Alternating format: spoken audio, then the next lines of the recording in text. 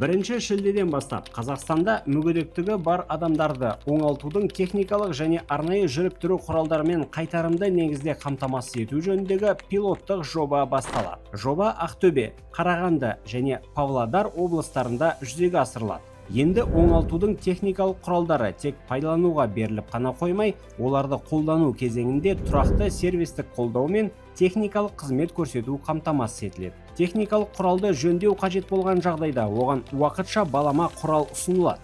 Осы мақсатта пилоттық өңірлерде арнайы жалға беру пункттері ашылды. Мұнда оңалтудың техникалық құралдарын есепке алу, техникалық қызмет көрсету және жөндеу жұмыстары ұйымдастырылады. Әрбір оңалтудың техникалық құралы әлеуметтік техникалық сараптамадан өткізіліп, оның техникалық жай-күйі, қауіпсіздігі және одан әрі пайдалануға жарамдылығы бағаланады. Жобаның тағы бір маңызды ерекшелігі оңалтудың техникалық құралдарының циклі толық цифрлық форматта сүйемелденеді. Яғни, құралдың техникалық жағдайы бақыланып, қызмет көрсету сапасы артып, оны үздіксіз пайдалану мүмкіндігі қамтамасыз етіледі. Жобаға пилоттық өңірлерде тұратын және оңалтудың техникалық құралдарына мұқтаж азаматтар қатыса алады. Пилоттық жобаға қатысу ерікті негізде жүзеге асырылады және азаматтардың қолданыстағы заңнамаға сәйкес оңалтудың техникалық құралдарымен қамтамасыз етілу құқықтарын шектемейді. Қызметті алу үшін тұрғылықты жеріңіздегі жалға беру пунктіне жүгініп, қажетті құжаттарды ұсыну жеткілікті.